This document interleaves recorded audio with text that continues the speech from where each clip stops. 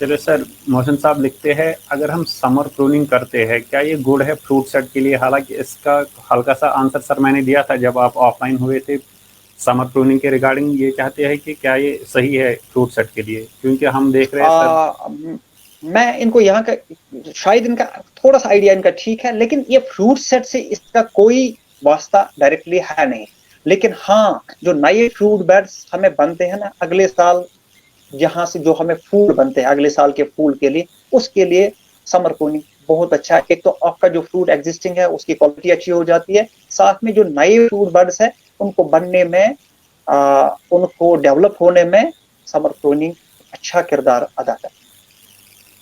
Sir ये भी इसमें है, अगर हम अपने ट्रेडिशनल ऑर्चिड्स देखेंगे 15 ईयर ओल्ड जो या 20 ईयर ओल्ड हमारे ऑर्चिड्स है, उनमें समर प्रूनिंग का सर कितना स्कोप है? क्योंकि ये एक बहुत ही स्कोप, टीडियस वर्क है। हाँ स्कोप इसलिए, दैट इज वाई हम कहते हैं कि हाई डेंसिटी ऑर्चर्डिंग की तरफ आइए। जी सर क्योंकि बिल्कुल। समर प्रूनिंग का एक रोल है, एक तो आपको क्वालिटी बढ़ाने में। क्योंकि देखिए, अगर जो आपका नॉर्मल जो एवरेज परसेंटेज ऑफ फ्रूट जो आपके एक ट्री से निकलता है, जब पूरा डिजीज फ्री भी उसका सेव होता है, फिर भी क्वालिटी के हिसाब से उसका जो ए ग्रेड है it is not more than 34-5%। उसके बाद जो बी ग्रेड का है वो तकरीबन 30% के आसपास, तो 10-20% होता है फिर सी ग्रेड। तो ये जो ग्रेड में फर्क आता है, इट इज जो उसका कलर शेप साइज की वजह से। जो ट्रेडिशनल ऑर्चार्डिंग में जिस टाइप की उसकी कैनोपी होती है वो हम मैनेज नहीं अच्छी तरह कर पाते हैं, दैट इज वाई उसकी परसेंटेज कम हो जाती है। कंपेयर टू हाई डेंसिटी ऑर्चार्डिंग में हम क्या करते हैं, उसकी हम कैनोपी अच्छी तरह मेंटेन कर पाते हैं, जिसमें समर प्रूनिंग भी एक इजी टेक्निक है। वो कैनोपी मैनेज करने के लिए लाइट पेनिट्रेशन, एरिएशन, सनलाइट, जिससे फ्रूट की क्वालिटी, जो एग्जिस्टिंग फ्रूट होता है उस साल का, उसकी क्वालिटी बढ़ती है।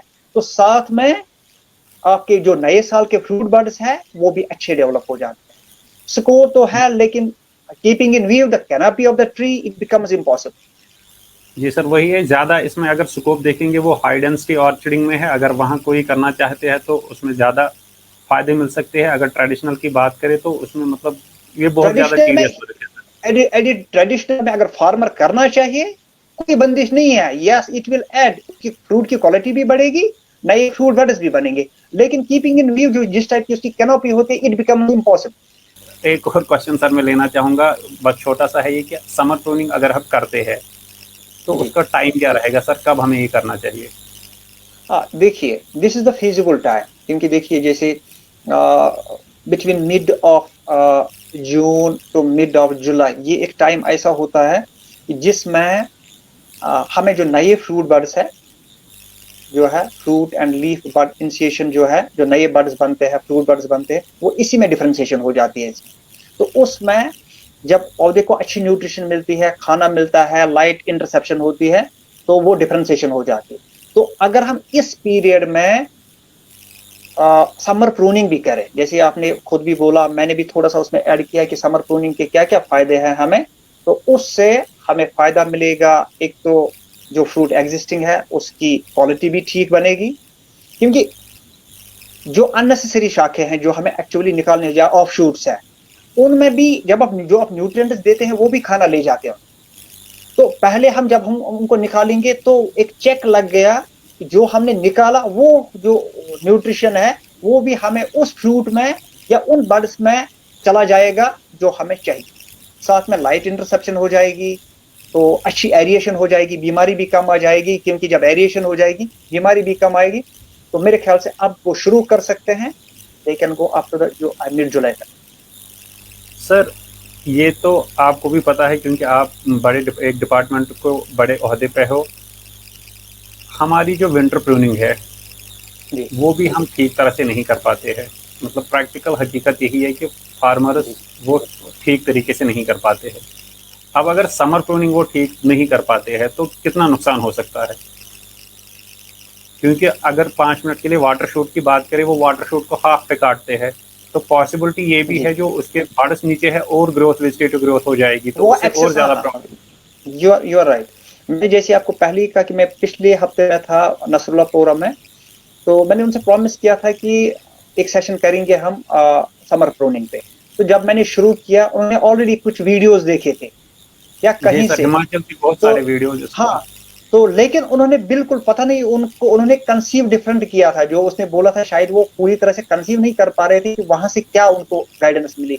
तो उन्होंने जो आप कह रहे हैं कि वैसे ही किया, जबकि जो उन्होंने किया था कि आधे में ही काट दिया, तो उससे तो इनिशिएट करते हैं उसकी और ग्रोथ हो जाएगी। तो जो हमें रियली समर प्रूनिंग, इवन जो हमें एनुअल प्रूनिंग करनी है, ट्रेनिंग एंड प्रूनिंग, मुझे लगता है कि इसमें हमें बहुत बहुत ज्यादा फ्लेक्शंस करनी है। कि मैं समझता हूं कि खुद technical officers, technical man power भी शायद उतना इसमें टेक्निकल नहीं है कि जो सही प्रूनिंग जानते हो। ओके सर आखिरी क्वेश्चन मैं लेना चाहूँगा। अल्ताफ साहब लिख रहे हैं कि अगर हमें फ्रूट साइज इम्प्रूव करना हो तो क्या कर सकते हैं, या किस तरीके से हम फ्रूट साइज इंक्रीज कर सके? देखिए, फ्रूट साइज इंप्रूव करने के मेन प्रिंसिपल जो है वो है कि हम जो फ्रूट की क्वांटिटी है उसको बैलेंस करें अपने ट्रे में। जैसे हाई डेंसिटी ऑर्चार्ड्स में अब आजकल हम देखते हैं कि फ्रूट थिनिंग साथ साथ हम करते हैं। मैं परसों भी अपने डिस्ट्रिक्ट में लास्ट वीक ही ऑर्चार्ड्स में था, नसरुल्लाहपुरा में। मैंने बहुत सारे ऑर्चार्ड्स में भी देखा, काफी ज्यादा फ्रूट सेट है हाई डेंसिटी ऑर्चार्ड्स में, क्योंकि फ्रूट अच्छा खासा साइज का हो गया है। फिर भी हमने उनको एडवोकेट किया बीच बीच में फ्रूट थिनिंग करो।